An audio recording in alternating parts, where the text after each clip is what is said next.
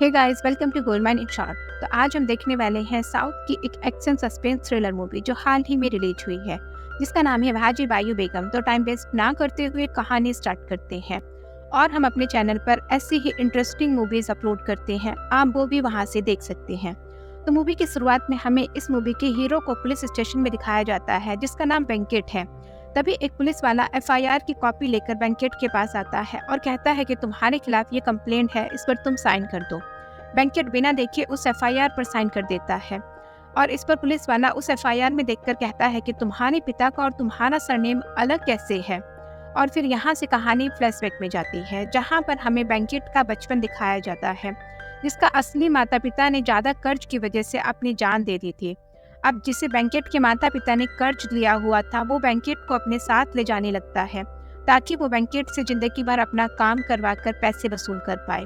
लेकिन उसे लक्ष्मण नाम का एक आदमी रोक लेता है। लक्ष्मण अपने जमीन के पेपर्स उस आदमी के हाथों में रखकर उसे कहता है कि आज से ये मेरा बेटा है और ये मेरे साथ ही रहेगा, और जल्द ही मैं आपसे अपनी जमीन के पेपर्स भी कर्जा पूरा करके छुड़वा लूंगा। असल में वेंकट के पिता लक्ष्मण के काफी अच्छे दोस्त थे, इसीलिए उसने ऐसा किया। इसके बाद लक्ष्मण वेंकट को अपने साथ घर लेकर आता है, जहाँ पर उसकी बीवी और एक बेटा होता है।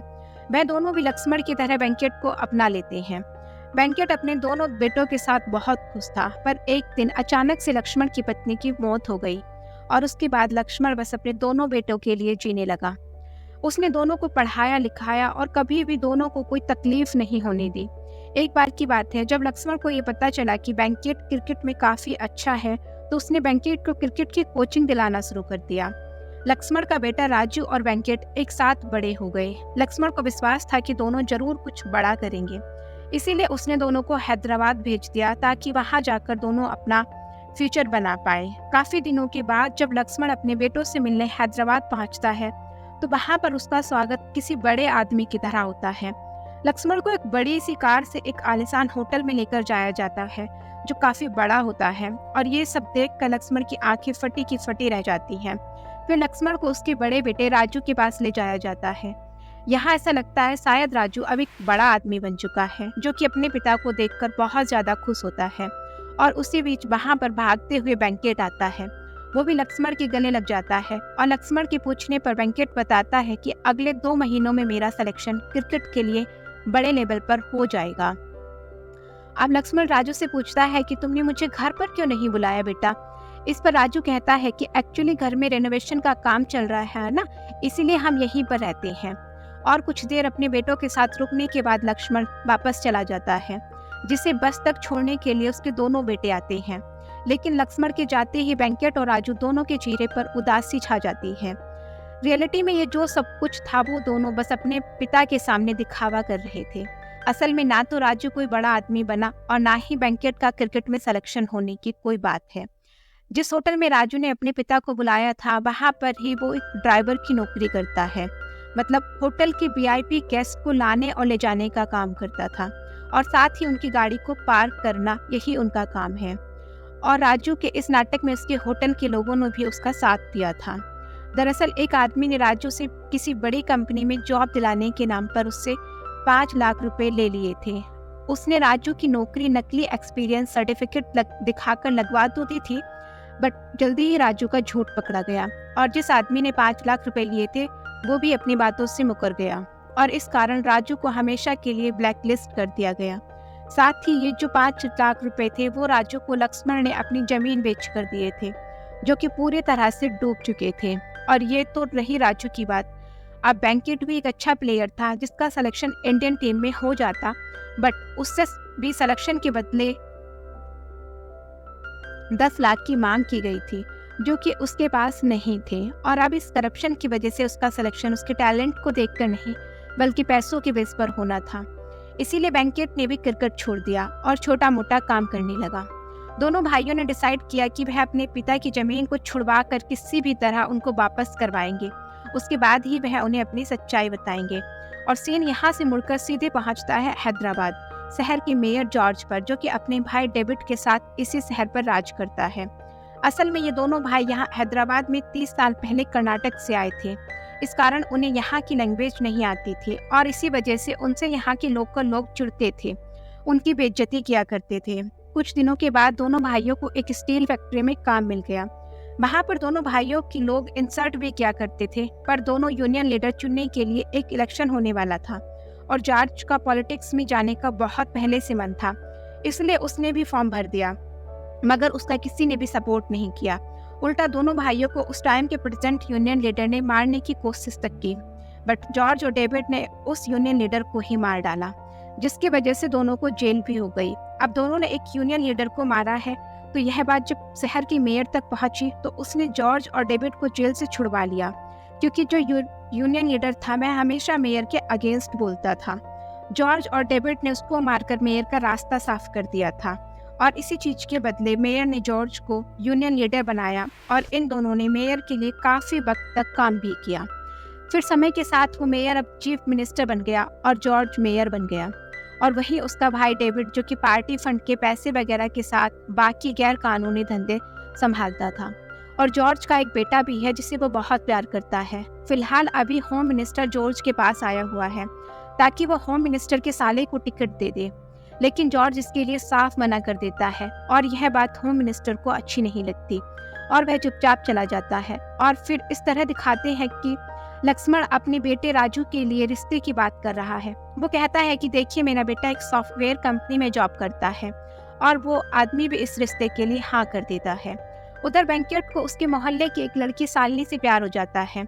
वो भी वेंकट से अपने दिल की बात होली के दिन आकर कह देती है और यहाँ से दोनों की लव स्टोरी स्टार्ट होती है। लक्ष्मण ने जिस आदमी की बेटी से राजू का रिश्ता तय किया था, वो राजू और वेंकट के बैकग्राउंड को चेक करवाता है। तब उसे पता चलता है कि राजू और वेंकट तो किसी सॉफ्टवेयर कंपनी में नहीं, बल्कि एक होटल में ड्राइवर के तौर पर काम करते हैं।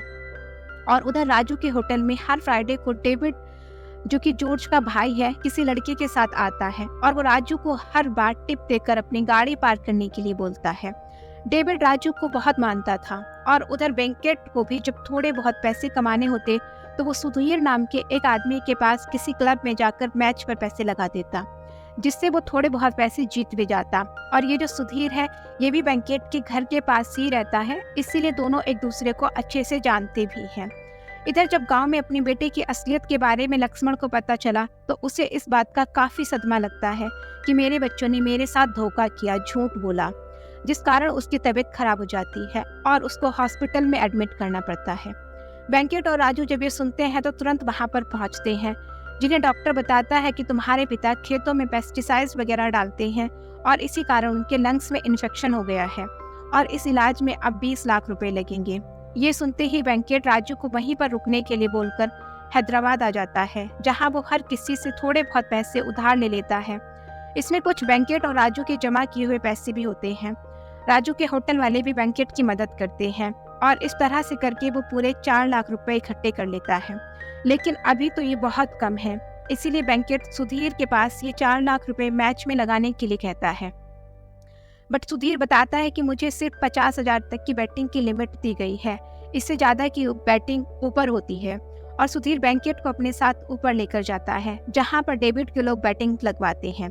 यहाँ पर वेंकट 4 लाख रुपए लगाकर पूरे 40 लाख जीत जाता है और जीते हुए पैसे उसको अगली सुबह 8 बजे देने को बोला जाता है। तब वह बहुत ज़्यादा खुश होता है और निकलकर घर चला जाता है। तभी वो देखता है कि जॉर्ज का बेटा एक प्रेग्नेंट लड़की को अपनी गाड़ी से नशे की हालत में ड्राइव करते हुए टक्कर मार देता है और फिर उससे वेंकट की लड़ाई भी हो जाती है, जिसे फिर एक पुलिस वाला आकर रोकता है। वो पुलिस वाला वेंकट को बताता है कि ये मेयर का बेटा है, इससे मत उलझो। फिर वेंकट भी पुलिस वाले के समझाने पर वहां से चला जाता है। अब इस बात की खबर जल्द ही डेविड को भी लग जाती है कि उसके भतीजे से बीच रोड में वेंकट लड़ रहा था। ये बात सुनकर डेविड किसी सोच में पड़ जाता है। अब उसके दिमाग में शायद कुछ अलग ही चल रहा है। इधर शालिनी भी वेंकट को अपनी जमा किए हुए पैसे देने आती है, जिससे वेंकट कहता है कि तुम चिंता ना करो, पैसों का इंतजाम हो गया है, सुबह होते ही मुझे पैसे मिल जाएंगे। और अगले सुबह जब सुधीर गुंडों के साथ वेंकट के पैसे देने आता है तो वो लोग उल्टा वेंकट से 40 लाख रुपए मांगते हैं, यानी कि वो लोग अपनी बात से पलट चुके थे। उनका कहना होता है कि वेंकट उनसे पिछली रात पैसे हार गए वो लोग बैंकेट का 4 लाख रुपए जो उसने जमा किए थे वो ले लेते हैं और साथ ही बैंकेट को बाकी के 36 लाख रात 9 बजे से पहले लौटाने के लिए बोलते हैं। और यहाँ पर सुधीर भी उन गुंडों की हाँ में हाँ मिलाता है कि हाँ ऐसा ही हुआ था, कल रात तुम हार गए थे और ये गुंडे सुधीर के परिवार को नुकसान पहुंचा सकते थे, इसीलिए उसने मजबूरी में उनका साथ दिया। जो बात वो बैंकेट को बाद में बताता भी है। इधर ये बात जब राजू को पता चलती है कि बैंकेट ने 4 लाख भी गवा दिए हैं तो वह बैंकेट पर बहुत गुस्सा होता है, जिसे फिर सुधीर सब कुछ बताता है कि असल में ये बात हो गई थी। बैंकेट ने वहां पर जीत लिए थे पैसे, बट उन लोगों ने धोखा किया और अब इस मुसीबत के समय राजू को डेविड की याद आ जाती है, क्योंकि राजू उसको बहुत अच्छे से जानता था, इसीलिए उसे विश्वास होता है कि डेविड उसकी मदद जरूर करेगा। और ये सारी बात जल्दी से होटल पहुंचकर राजू डेविड से बताता है। और क्योंकि आज फ्राइडे था तो डेविड किसी नई लड़की के साथ होटल आया हुआ था।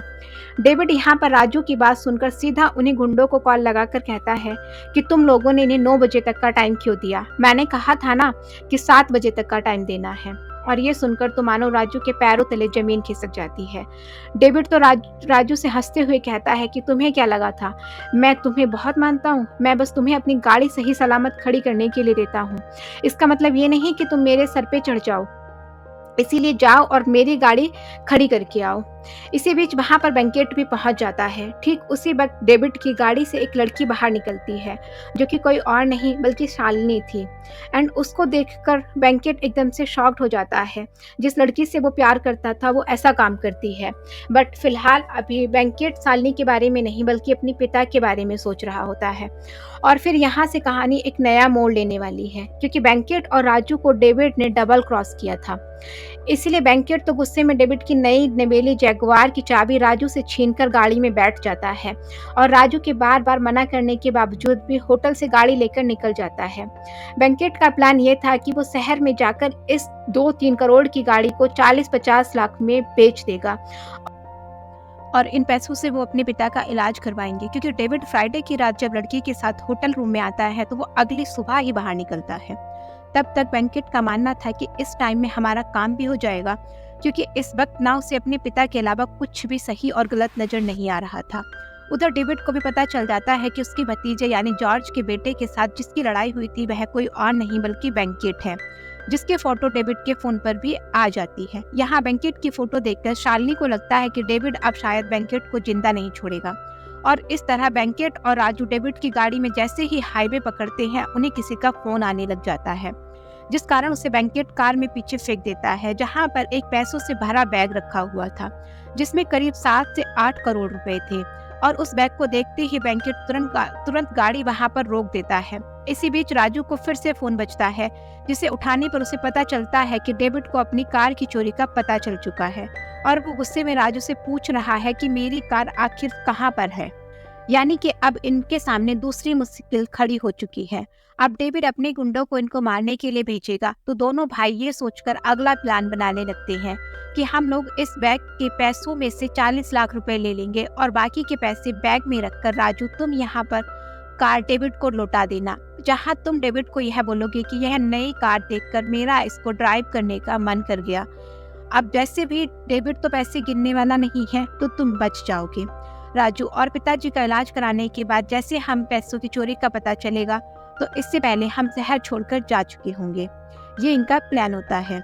अब पैसे रखने के लिए दोनों भाई कार में कोई थैला वगैरह ढूंढने लगते हैं, जिस दौरान दोनों को एक और शॉक मिलता है जब बैंकेट गाड़ी की डिक्की खोलता है। असल में गाड़ी की डिक्की में डेविड के भतीजे यानी कि जॉर्ज के बेटे की लाश थी और मुसीबत ये थी कि दोनों भाई एक ऐसी गाड़ी में घूम रहे हैं जिसमें इतने करोड़ों रुपए हैं और एक लाश भी है जो कि मेयर के बेटे की है। फिर से राजू का फोन बजता है, जिसे इस बार बैंकेट उठाता है और वो डेविड से कहता है कि मुझे पता चल चुका है तुम्हें ये गाड़ी क्यों चाहिए। ऐसा है, हम गाड़ी में रखे बैग के पैसों में से 40 लाख रुपए लेकर गाड़ी को यहीं छोड़कर चले जाएंगे और आधे घंटे के बाद तुम्हें मैं गाड़ी की लोकेशन दे दूंगा, जिसे आकर तुम लेकर चले जाना, क्योंकि अगर मैं गाड़ी देने तुम्हारे पास आया तो तुम्हारा भरोसा नहीं है कि तुम हमें जिंदा छोड़ोगे भी या नहीं।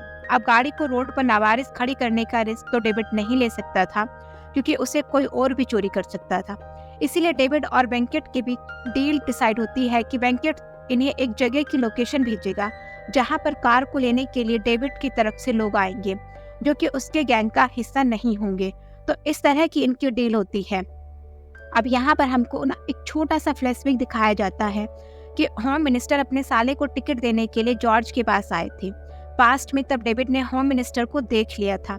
अब डेविड होम मिनिस्टर को अपनी तरफ करके जॉर्ज को हटाने के बाद शहर का मेयर बनना चाहता था, पर यह इतना आसान नहीं होता। इसके लिए चीफ मिनिस्टर को मारना होगा और उसके लिए होम मिनिस्टर के कहने पर डेविड चीफ मिनिस्टर को 5,000 करोड़ का फंड देने का वादा करता है।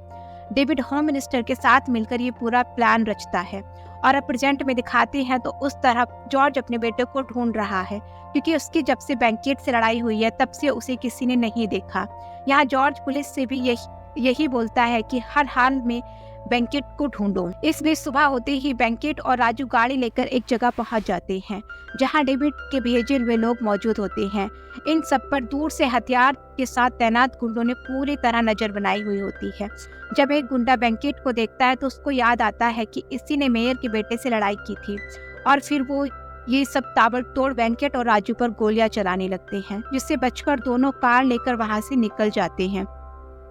पर ये गुंडे उस कार पर गोली नहीं चलाते और उसका पीछा करते रहते हैं और फिर बैंकेट और राजू भागने में कामयाब हो जाते हैं। और यहाँ पर होता यह है कि लड़ाई के दौरान पैसों से भरा हुआ बैग बैंकेट ने वहीं छोड़ दिया था। मतलब कि पैसे तो गए और अभी दोनों गाड़ी भी नहीं बेच सकते थे क्योंकि उनमें एक लाश थी। यहाँ डेविड को खबर मिलती है कि बैंकेट और राजू उनके हाथों से बचकर निकल गए हैं। तो इस दौरान डेविड को जॉर्ज तुरंत आने को बोलता है। डेविड भी जल्दी से घर की ओर निकल जाता है। उधर दोनों भाइयों को पता चलता है कि उनके पिता कोमा में है, इसीलिए दोनों तुरंत हैदराबाद शहर की तरफ उनको देखने के लिए निकल पड़ते हैं। यहाँ डेविड अपने आदमियों से कहता है कि जो भी इन दोनों भाइयों की करीबी हैं उनसे पूछताछ करो कि वह कहाँ पर है। और इस तरह राजू को और बैंकेट जब शहर में एंटर होने वाले होते हैं तो वहाँ पर पुलिस चेकिंग करने में लगी होती है। उस दौरान सर्किल इंस्पेक्टर जब गाड़ी को देखता है तो वह पहचान जाता है कि यह गाड़ी तो डेविड की है और उसे बिना चेक किए वो गाड़ी को जाने देता है। उधर पुलिस बैंकेट की तलाश करते हुए सुधीर के पास पहुंच जाती है, जो कि पुलिस से कहता है कि मैंने 2 दिनों से उनको नहीं देखा। और अब पुलिस के जाने के बाद सुधीर तुरंत बैंकेट को कॉल करता है और उसे बैंकेट फिर सारी कहानी बताता है कि ये हो गया है, क्योंकि हमारे साथ साथ ही यह बताता है कि हम शहर में घुस चुके हैं। तब सुधीर कहता है कि तुम्हें मेयर और डेविड की गुंडों के साथ साथ अब पुलिस भी ढूंढ रही है। ध्यान रखना, तुम दोनों सुरक्षित नहीं हो। एक काम करो, गाड़ी और खुद को कहीं छुपा लो और सही समय का इंतजार करो। और फिर मजबूरी में बैंकेट गाड़ी को लेकर एक मॉल के पार्किंग एरिया में घुस जाता है, पर उसे अपने पिता को देखना था, इसीलिए बैंकेट अपने हाथों से एक गाड़ी का कांच तोड़कर खुद को जख्मी कर लेता है और राजू से उसी हॉस्पिटल में कॉल करके एम्बुलेंस बुलवाने को कहता है जहां दोनों के पिता हैं। मतलब एम्बुलेंस के जरिए दोनों सभी की नजरों से बचते हुए हॉस्पिटल पहुंचेंगे, जहां बैंकेट से डॉक्टर कहता है कि अभी तुम्हारे पिता कोमा में है, शाम तक अगर इनका ट्रीटमेंट चालू नहीं हुआ तो इनको बचाना बहुत मुश्किल हो जाएगा, इसीलिए पैसे जल्दी से अरेंज करवा दो। अब ये लोग बात कर ही रहे होते हैं कि तभी बैंकेट को पता चलता है कि किसी ने एडवांस पैसे दे दिए हैं ताकि लक्ष्मण का इलाज शुरू हो पाए। यानी इनके पिता का ऑपरेशन के पैसे अभी भी बैंकेट और राजू को चाहिए थे और ये जो एडवांस पैसे जमा किए थे ये किसी और ने नहीं बल्कि शालिनी ने जमा किए थे। शालिनी बैंकेट से कहती है कि मैं जानती हूँ, पिछले रात तुमने मुझे डेविड के साथ देखा था और कल सुबह जब तुम लोग सुधीर के साथ पैसों के लिए धमकाने आए थे तो मैंने सब कुछ सुन लिया था, इसलिए तुम्हारी मदद करने के लिए मैंने अपने पार्लर वाली दीदी से कुछ पैसे एडवांस में देने के लिए कहा।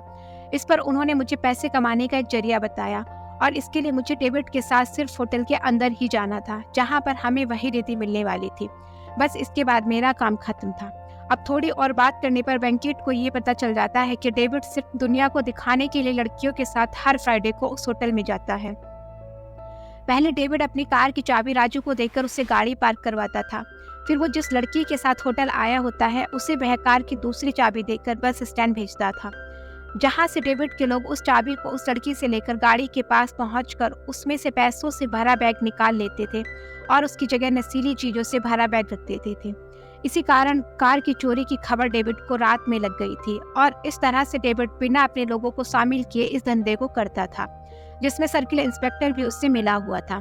तभी ये गाड़ी डेविड के लिए इतनी जरूरी है, मगर असली वजह कुछ और ही है, क्योंकि उसे गाड़ी के डैशबोर्ड में रखा एक 2000 का नोट चाहिए था और यही बात करते हुए शालिनी ने डेविड को सुन लिया था, क्योंकि डेविड को जल्दी से जल्दी ये नोट दिल्ली भिजवाना है ताकि वो होम मिनिस्टर को किए वादे के मुताबिक टाइम से हवाला के जरिए ये 5,000 करोड़ रुपए मंगा सके।